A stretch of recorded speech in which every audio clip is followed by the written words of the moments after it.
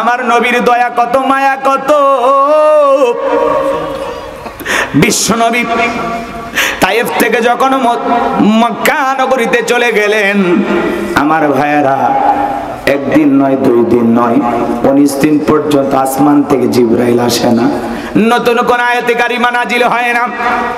কাফেররা সমালোচনা শুরু করে দিল, ও নবীর সাহাবীরা, কি ব্যাপার, তোমাদের নবী তো নতুন কোন আয়াত পাঠ করে শোনায় না, নতুন কোন সূরা আমাদেরকে শোনায় না, নাকি তার উপরে যে জিন ভর করেছিল সেই জিনটা বিদায় নিয়েছে? জোরে কর নাউজুবিল্লাহ।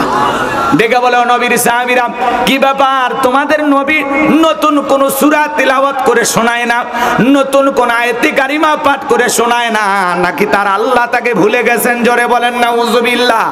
এইভাবে যখন কাফেররা সমালোচনা শুরু করে দিল, সাহাবায়ে কেরাম মনে মনে কষ্ট পায়, কিন্তু কথাগুলো প্রকাশ করার সাহস পায় না। 19 দিন পরে সাহাবায়ে কেরামদের মনের অবস্থা এবং বিশ্ব নবীর মনের অবস্থা আল্লাহ রাব্বুল আলামিন জানেন কি জানেন না? আরো জোরে বলেন, জানেন কি জানেন না? এইজন্য আসমান থেকে জিবরাইলের মাধ্যমে আল্লাহ রাব্বুল আলামিন এই পাওয়ারফুল আয়াতটি কারিমা নাজিল করে জানায়া দিলেন, ইন্নাল্লাযীনা ক্বালু রাব্বুনাল্লাহ। আমার আল্লাহ রাব্বুল আলামিন বলেন, নিশ্চয়ই যারা বলে আমি তাদের রব। বলেন তো আমাদের রব কে? এরপরে আল্লাহ তাআলা বলতেছেন, সুম্মাস্তাকামু, এই কথার উপরে যারা ইস্তেকামাত থাকে, অবিচল অটল থাকে, তাতানাজ্জালু আলাইহিমুল মালাইকা, আসমান থেকে তাদের উপরে ফেরেশতা নাজিল হয়। ফেরেশতা নাজিল হয় 3 সময়। জোরে বলেন, কয় সময়? কোন কোন সময় একটু জানবেন? কষ্ট হচ্ছে আপনাদের?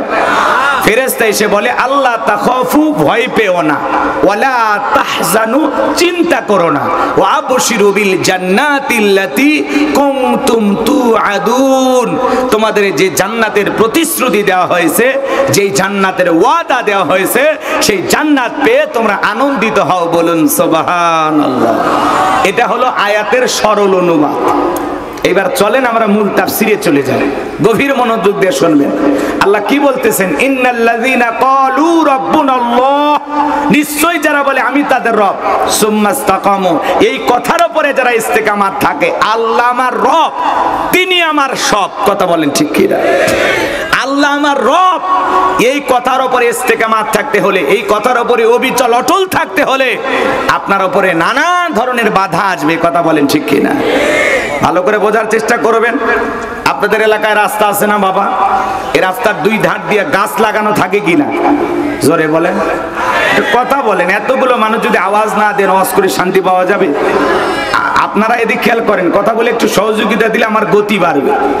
আর আপনাদের আওয়াজ বলে দেবে নরম চলবে না গরম চলবে, একটু আওয়াজ দিয়ে সহযোগিতা করবেন। রাস্তার 2 ধার দিয়ে গাছ থাকে কিনা?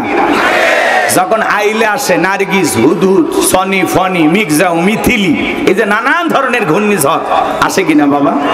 যখন দেখবেন ঝড় তুফান হয়, ঘূর্ণিঝড় হয়ে যায়, সাইক্লোন হয়ে যায়, এরপরে দেখবেন কিছু গাছ গাছালি ভেঙে রাস্তার উপরে পড়ে থাকে কিনা?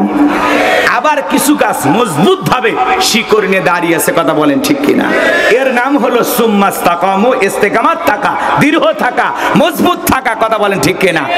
আপনি যখন বলবেন আল্লাহ আমার রব, এই কথার উপরে টিকে থাকতে হলে আপনার উপরে মামলা আসবে, হামলা আসবে, নির্যাতন আসবে, জুলুম আসবে, ঘর ছাড়া করবে, বাড়ি ছাড়া করবে, দেশ ছাড়া করবে, হাজারো নির্যাতন জুলুম সহ্য করে আপনাকে টিকে থাকতে হবে। আর এই কথার উপরেই আল্লাহ আমার রব, তিনি আমার সব, আল্লাহ ছাড়া দুনিয়ার কারো কাছে মাথা নত করা যাবে না।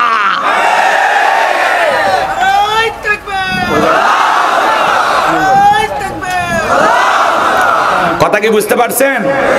আল্লাহ আমার রব, এই কথার উপরে আপনাকে আমাকে টিকে থাকতে হবে। সুম্মাস্তাকামু, ইস্তেকামাত থাকা, দৃঢ় থাকা, মজবুত থাকা।